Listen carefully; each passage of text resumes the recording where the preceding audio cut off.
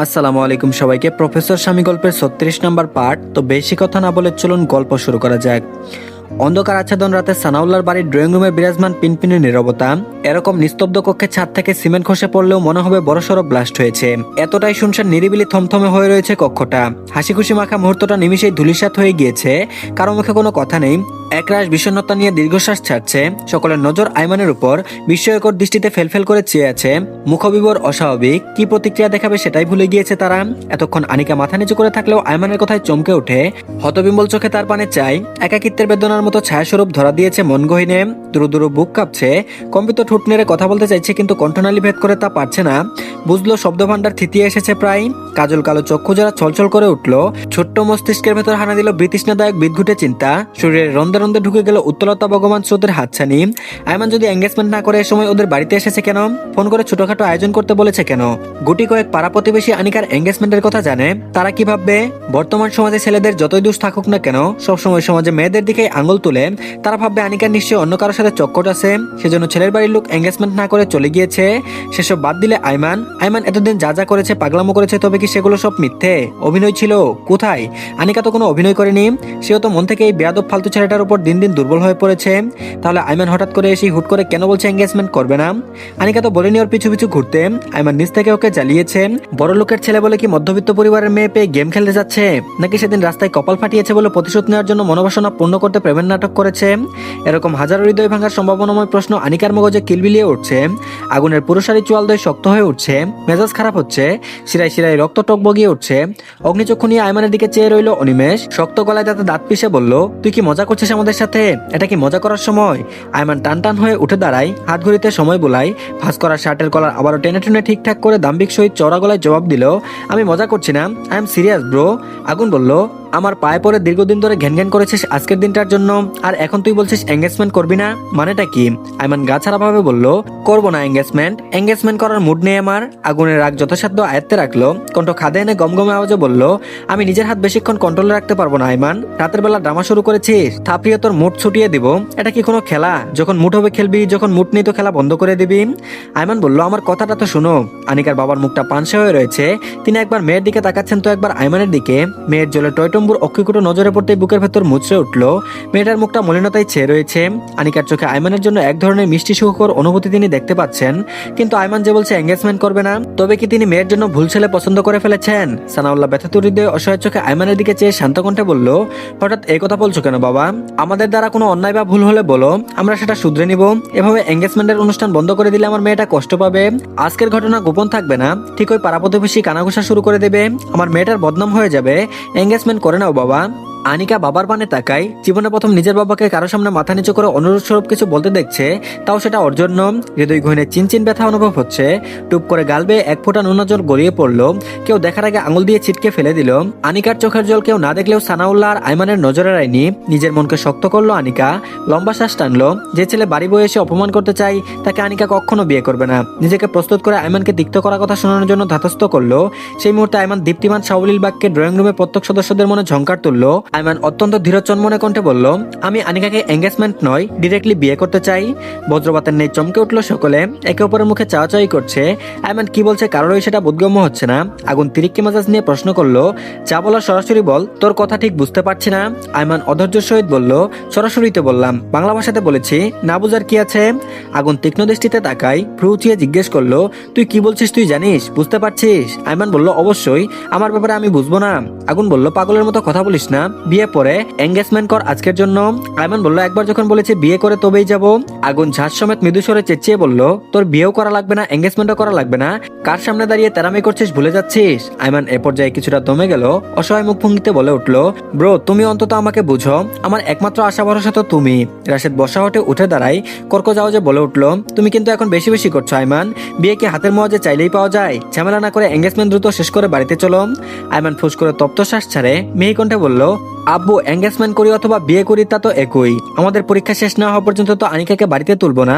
আবার আনিকার ভার্সিটিতে উঠলে পড়াশোনার চক্করে বিয়ের অনুষ্ঠান আটকে যেতে পারে, বাবার বাড়িতে থেকে পড়াশোনা করার জন্য মনস্থির করতে পারে। তাই বলছিলাম বিয়েটা হয়ে গেলে সবচেয়ে ভালো হবে। রাশেদ চিবিয়ে চিবিয়ে গম্ভীর কণ্ঠে বলল, এভাবে বিয়ে করা যায় না, বিয়ের জন্য সবকিছু সুনির্দিষ্ট নিয়ম আছে, সেগুলো পালন করে বিয়ে করতে হয়। এখন রাতের বেলা তাড়াহুড়ো করে বিয়ের কার্যক্রম সম্পূর্ণ পূরণ করব কিভাবে? তুমি তো বলোনি বিয়ে করতে চাও, আগে বললে সেই অনুযায়ী সিদ্ধান্ত নিতাম, ব্যবস্থা করতাম। তাছাড়া আনিকা এখন অপ্রাপ্ত বয়স্ক, বিয়ের জন্য উপযুক্ত ন্যূনতম বয়স প্রয়োজন, ছেলে হলে 21 আর মেয়ে হলে 18। আয়মান বলল, ভাইয়া বাল্যবিবাহ করেছে তার বেলা কিছু না, ভাবির বয়স তখন মাত্র 15 ছিল।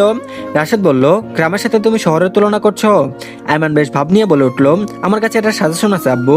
রাশেদ শিকদার বলল, কি সাজেশন? আয়মান সবার দিকে এক পলক তাকায়, সকলে ওর দিকে আগ্রহ সমেত উত্তরের আশায় তাকিয়ে আছে। আয়মান শুকনো ঢুক গিলল, জিভ দ্বারা ঠোঁট ভিজিয়ে মিনমিন করে বলল, কোর্ট ম্যারেজ। মিনা, রাশেদ, সানাউল্লাহ, ময়ূরী হতবম্বর নেই একসাথে বলে উঠল, কি? আয়মান ছোট করে উত্তর দিল, সানাউল্লাহ হতবিম্বল অক্ষিপটে চেয়ে আশ্চর্যজনক গলায় বলল, তুমি বিয়ে করতে যাচ্ছ? কিন্তু কেন? আগে আংটি পরিয়ে রাখো, পরে না হয়। বাদ সাধল আয়মান, রাশভারী কণ্ঠে বলল, আঙ্কেল না, পরে না, এখনই, এখনই আনিকাকে বিয়ে করবো আমি। সানাউল্লাহ বলল, কাজী ডাকা, উকিল ঠিক করা অনেক ঝামেলার ব্যাপার স্যাপার রয়েছে, কিভাবে কি হবে? আয়মান বাঁকা হাসলো, ওদের কোনো রহস্যজনক হাসি ঝুলিয়ে উচ্ছ্বাসিত কণ্ঠে জানালো, এসব নিয়ে আপনাদের ভাবতে হবে না আঙ্কেল, আমি সকল ব্যবস্থা করে রেখেছি, শুধু সঠিক সময়ের জন্য অপেক্ষা করছিলাম এতক্ষণ যাবৎ। সকল সদস্য আরেক দফা চমকে উঠে হতভম্ব নেত্র দিয়ে ডেব ডেব করে তাকিয়ে থাকলো, মুখে কুলুপেটে চুপ করে দাঁড়িয়ে আছে সবাই। কি বা বলবে, কি বা বলার থাকতে পারে? মাথা কাজ করছে না কারোর, তবে আগুন শান্ত, সত্য প্রবাহের নেই শিথিল। কপালে প্রগর ভাঁজ ফেলে তীক্ষ্ণ চাউনি নিক্ষেপ করলো আয়মানের উপর। ভারীকে নিঃশ্বাস ছেড়ে আয়মানের উদ্দেশ্যে প্রশ্ন ছুড়ল, এঙ্গেজমেন্ট করতে এসে সরাসরি বিয়ে করতে চাওয়ার কারণ কি? আয়মানের মুখবিবর সাবলীল ভাব ফুটিয়ে শান্ত কণ্ঠে বলল, অনেক বড় কারণ ব্রো, এই আনিকাকে আমার বিন্দুমাত্র বিশ্বাস হয় না, মিনিটে মিনিটে মুড বদলায় এই মেয়ে, কথায় কথায় পোল্টি মারার অভ্যাস, এখন খুশি খুশি এঙ্গেজমেন্ট করবে, দেখা গেল কিছুদিন পর অহেতুক কারণ দেখিয়ে হাত থেকে আংটি খুলে আমার মুখের উপর ছুঁড়ে মেরে বলবে, এই নাও তোমার আংটি, আমার তোমাকে আর ভালো লাগে না, সেজন্য ভাবনা চিন্তা করে ঠিক করে রেখেছি, এসেছি যখন এই ঝাঁঝলা মেয়েকে খাঁচাই বন্দি করে তবেই ক্ষান্ত হবো। তখন আয়মানের ফোনে ওর এক বন্ধু মেসেজ পাঠিয়েছিল, ওর বন্ধুর বাবা পেশায় একজন উকিল। আয়মান ওর বন্ধুকে বলেছিল ও আজকে বিয়ে করবে, কাজে এবং ওর বন্ধুর বাবাকে সাথে নিয়ে কাবিননামার কাগজপত্র যেন আগে থেকে রেডি করে রাখা হয়। বন্ধু আয়মানের কথা ফেলতে পারেনি, আয়মান জানতো অপ্রাপ্ত বয়স্ক বলে কোর্ট কাবিন করা লাগবে ওদের, তাই আগে থেকে ব্যবস্থা করে রেখেছিল। আয়মান আজ বাড়ি থেকে মনস্থির করে বেরিয়েছিল এঙ্গেজমেন্টের নাম করে বিয়ে করবে। বন্ধুকে বলেছে কাজ হয়ে গেলে ওকে যেন মেসেজ করে জানিয়ে দেওয়া হয়। ফোন দিতে নিষেধ করেছিল আয়মান, বলেছে তখন মেয়ের বাড়িতে সবার সম্মুখে থাকবে, শুধু মেসেজ করলেই চলবে। আগুন ভ্রু চিয়ে জানতে চাইলো, তুই এত অ্যাডভান্স হলি কবে থেকে? আয়মান কপালে আসা চুলে হাত চালিয়ে পেছন দিকে ঠেলে দেয়, হাতের সাহায্যে চুলে ব্রাশ করে বেশ ভাব নিয়ে বলল, আমি সবকিছুতেই ফার্স্ট, তোমার মতো লো কোয়ালিটির মানুষ না। আনিকা রাজি থাকলে তোমার আগে বাবা হয়ে দেখাবো, প্রমিস। আগুন কটমট করে চোখ পাকায়, আয়মানের এতে কোনো ভাবান্তর হলো না। আনিকার চক্ষুদয় বড় বড় হয়ে গেল। সানাউল্লাহ কেসে উঠলেন, মিনা এদিক ওদিক নজর ঘুরায়, ময়ূরী ঠুট টিপে হাসে। রাশেদের মাথা ঝিমঝিম করছে, বুকে হাত দিয়ে তিনি সোফায় বসে পড়লেন। বলার মতো কোনো কথা খুঁজে পেলেন না, তার ছেলে এতটা ধুরন্ধর, এই ছেলে উনি জন্ম দিয়েছেন, কার মতো হয়েছে তার ছোট ছেলে? তার পরিবারের এরকম চিন্তা ভাবনার মানুষের কথা তো মনে পড়ছে না যে ছোট ছেলে তার মতো হবে। তাহলে কার স্বভাব পেয়েছে এই ছেলে? লজ্জায় ছেলের পাগলামতো প্রেশার তত্তর করে বেড়ে যাচ্ছে। আর এদিকে অবশেষে আয়মানের পাগলামো জয় হলো। কোর্ট কাবিন 3 কবুল বলে আনিকার সঙ্গে বিবাহ বন্ধনে আবদ্ধ হলো, পা রাখলো বৈবাহিক জীবনে। শুরু হলো নতুন 2 সাপে নেউলের জুটি, যাদের শুরুর অধ্যায়টা সুন্দর, তবে সমাপ্তি কেমন হবে সেটা তো সময়ের সাথে সাথে বোঝা যাবে। কোর্ট থেকে বেরিয়ে সবাই গাড়ির সামনে এসে দাঁড়ালো, এখান থেকে যে যার বাড়িতে ফিরে যাবে। আয়মানরা বাড়ির গাড়ি করে এসেছে, সেই গাড়িতেই বাড়ি ফিরে যাবে। কোর্টে আসার সময় ট্যাক্সি করে আনিকা, ময়ূরী এবং সানাউল্লাহ এসেছিল। আগুন গাড়িতে বসে তারা দিতেই আয়মান বলল, ভাই তোমরা চলে যাও, আমি আঙ্কেল আনিকাকে বাড়িতে পৌঁছে দিয়ে আসছি। আগুন বলল, তুই কি গাড়ি এনেছিস নাকি? আয়মান বলল, গাড়ি আনিনি তো কি হয়েছে, ট্যাক্সি করে ওদের বাড়ি পর্যন্ত যাব, তারপর ওই ট্যাক্সি করে বাড়ি ফিরে আসবো। আগুন বলল, ঠিক আছে, সাবধানে আসিস। আয়মান মাথা নাড়ালো। আগুন বাড়ির উদ্দেশ্যে গাড়ি স্টার্ট দিল। আয়মান ট্যাক্সি গাড়িতে উঠে আনিকা ও তার বাবাকে নিয়ে শ্বশুর বাড়ির উদ্দেশ্যে যাত্রা শুরু করলো। আনিকাদের বাড়িতে গাড়ি থামতে সানাউল্লাহ গাড়ি থেকে নেমে ভেতরে চলে গেলেন। আনিকা নিঃশব্দ বাবার সাথে চলে যেতে উদ্যত হতে আয়মান পেছন থেকে হাত টেনে ধরলো। আনিকা চকিতে তাকালো। আয়মান হাত টেনে একটু সাইডে নিয়ে আসলো। আনিকা হাত ছাড়তে চাইলো কিন্তু সফল হলো না। আয়মান তিরস্কার স্বরূপ কোচা মেরে বলল, এত ছটফট করলে বাসর করতে দুবারও ভাববো না, মাইন্ড ইট। আনিকা অন্যদিকে চেয়ে মুস্তামস্তি করতে করতে খিটখিটে মেজাজ সমেত বলল, ছাড়ুন, বাবা এক্ষুনি ডাকবে আমায়। আয়মান ছাড়লো না, উল্টো আনিকার কোমর পেঁচিয়ে ধরলো, একটানা নিজের বক্ষের সঙ্গে মিশিয়ে নিল। কানের কাছে মুখ নিয়ে হিসিয়ে হুমকি স্বরূপ কটাক্ষ আওয়াজে জানালো, কিসের ছাড়াছাড়ি, এখন শুধু ধরাধরি ডার্লিং। আনিকা বলল, চুপ করুন। আয়মান বলল, করলাম, এখন বলো তোমার কি গিফট চাই। আনিকা বলল, কিসের গিফট? আয়মান বলল, বারে, বিয়ে করেছি, বউকে গিফট দিব না। আয়মানের মুখে বউ শব্দটা শুনে আনিকার শির দ্বারা বেয়ে শীতল স্রোত বয়ে গেল। বার কয়েক পলক ঝাপটায় মৃদু কাপা গলায় বলল, আমার কোনো গিফট চাই না। আয়মান বলল, তুমি নিতে না চাইলে আমি শুনবো কেন? গিফট তো দিব, কই? আনিকা বলল, আপনার দেরি হচ্ছে, বাড়ি ফিরবেন না? আইমান কোমরে আর একটু চাপ দিয়ে শ্লেষ স্বরে বলল, বলতে পারো না আইমান এখানে থেকে যান?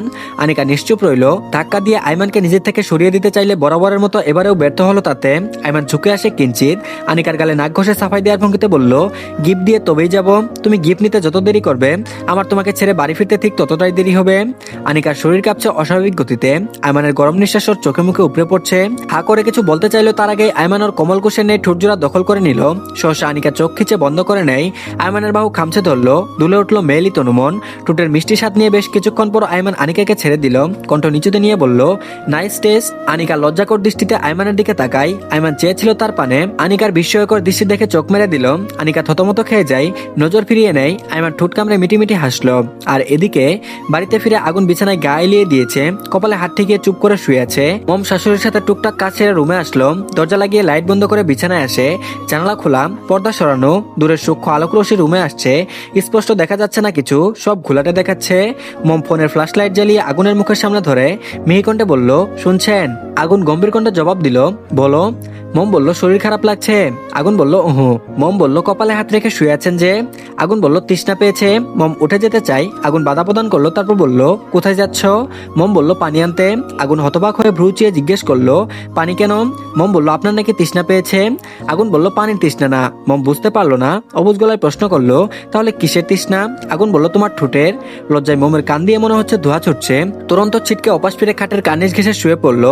আগুন ভ্রুযুগল কুচকে বলিষ্ঠ হাতে মমের কোমর টেনে নিজের চওড়া শরীরের উপর নিয়ে নিল। মম গুটিয়ে আগুনের বুকের ভেতর ঢুকে গেল। আগুনের সহ্য হলো না, জবরদস্তি থেকে বুক সরিয়ে মমকে নিজের শরীরের নিচে ফেলে দিল। মম জোরে জোরে নিঃশ্বাস ত্যাগ করছে, ঘন ঘন নিঃশ্বাসের তুপে মেয়েলি আবেদনময়ী বক্ষিভোজন উঠানামা করছে। যার দরুন আগুনের পৌরুষ সবকিছু এলোমেলো লাগছে। মাথা চারা দিয়ে উঠছে বউকে কাছে পাওয়ার তীব্র নেশা। চক্ষু জোড়া মমের রক্ত জবা ঠুটে তার একাগ্র নিবেশন। সময়ের পলকে মমের ঘাড়ে মুখ ডুবিয়ে দিল। ঠোঁট দিয়ে স্লাইড করতে করতে হাসকিশোরে বলল, সোনার গায়ের কথা ভুলে গিয়েছ? এখানে আসার পরও অনেক জ্বালিয়েছ, এবার আমাকে সামলাও। বাক্যের ইতি টেনে মমের পিবট ঠোঁটে পুরুষালী ঠোঁট জোড়া চেপে ধরলো। ক্ষণিকের সময়ে আগুনের উত্তপ্ত অষ্টপিষ্ট ছড়িয়ে পড়লো মমের সর্বত্র। কপালে চুমু খেলো, গালে ঠোঁট বুলিয়ে ভালোবাসা নামক উন্মাদনায় পিষে ফেলতে চাইলো আগুনের হৃদয়ে প্রেমের ঢেউ ওঠানো রমণীকে। বেহায়া হাতের বেসামাল স্পর্শ মমের টালমাটাল অবস্থা। পাতলা গরনের শরীর বারংবার কেঁপে উঠছে, ঝংকার তুলছে সারা গায়ে। অন্ধকারময় রাত্রি যত গভীর হচ্ছে, আগুনের উৎপীড়নের তুপে মোম তত ভস্য হচ্ছে। বদ্ধকক্ষে ঘন ঘন শ্বাস প্রশ্বাস জানান দিচ্ছে। দুই নরনারীর মিলনের অন্তিম মুহূর্ত, সেই সাথে তাদের ভালোবাসার বহিঃপ্রকাশ। তো ধন্যবাদ সবাইকে। এই পার্টটি এই পর্যন্ত। সবাই আগে প্লিজ চ্যানেলটিকে সাবস্ক্রাইব করে দিন, আর পরবর্তী পার্টও দিয়ে দেওয়া হয়েছে, সবাই দেখে নিন। আর ভিডিওতে একটা লাইক দিবেন। ভালো থাকবেন সবাই, আল্লাহ হাফেজ।